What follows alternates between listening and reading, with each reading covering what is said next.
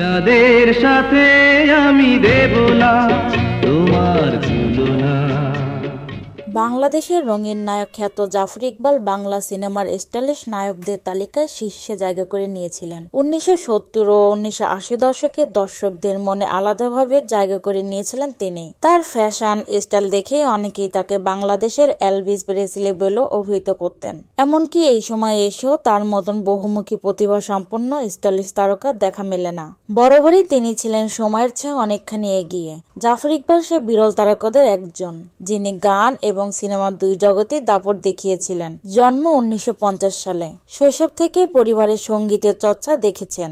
বড় ভাই আনোয়ার পারভেজ ছিলেন দেশের প্রথম সারির সুরকার, সঙ্গীত পরিচালক, আর তার বোন শাহনাজ রহমতুল্লাহ বাংলা গানের কিংবদন্তি শিল্পী। পারিবারিক সূত্রে জাফর ইকবালের মনেও বাসা বাঁধে সুর। গিটারের হাত পাকিয়ে নেমে পড়েন ব্যান্ড মিউজিকে। 1967 সালে বন্ধুদের নিয়ে র্যামলিং স্টোন নামে একটি ব্যান্ড গঠন করেছিলেন জাফর ইকবাল। এই ব্যান্ডের হয়ে বহু কনসার্ট করেছিলেন তিনি।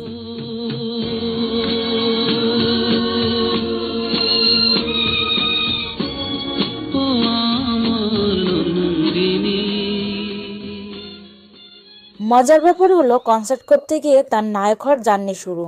1969 সালে এক অনুষ্ঠানে তিনি যখন মঞ্চে গিটার বাজিয়ে গলা ছেড়ে গাইছেন, তখন দর্শক সারিতে বসা নন্দিত নির্মাতা খান আতিউর রহমান স্টেজের সুদর্শন তরুণের মাঝে তিনি দেখতে পান আগামীর চিত্রনায়ককে। তার নিজের পরবর্তী সিনেমা আপন পরে জাফর ইকবালকে কাস্ট করেন, আর এইভাবেই গায়ক থেকে নায়ক হয়ে ওঠেন জাফর ইকবাল। প্রায় দেশীয় সিনেমায় অভিনয় করেছিলেন এই নায়ক। এর মধ্যে উল্লেখযোগ্য কয়েকটি হলো ভাই বন্ধু, অবদান, সাধারণ মেয়ে, ফকির মজনু শাহ, দিনের পর দিন, অংশীদার, সাত রাজার ধন, আশীর্বাদ, অপমান, এক মুঠো ভাত, নয়নের আলো, গৃহলক্ষ্মী, অগ্নি বিদেশিনী, প্রেমিক, নবাব, প্রতিরোধ, ফুলের মালা ইত্যাদি। শোনা যায় তুমুল জনপ্রিয়তা আর সাফল্য পেলেও ব্যক্তি জীবনে শান্তির দেখা পাননি জাফর ইকবাল। তাই মানসিক অবস্থাতে আক্রান্ত হয়ে অভ্যস্ত হয়ে পড়েন অনিয়ন্ত্রিত জীবনে, যার ফলে মরণ ব্যাধি ক্যান্সারে আক্রান্ত হয়ে 1992 সালে 8 জানুয়ারি ঢলে পড়েন মৃত্যুর কোলে। বেঁচে থাকলে আজ 74-এ পা রাখতেন। তবে কণ্ঠে ও অভিনয় দিয়ে বেঁচে থাকবেন দেশের সবুজ অঙ্গনে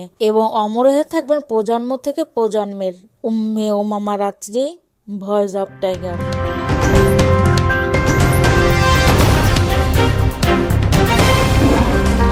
Voice of Tiger.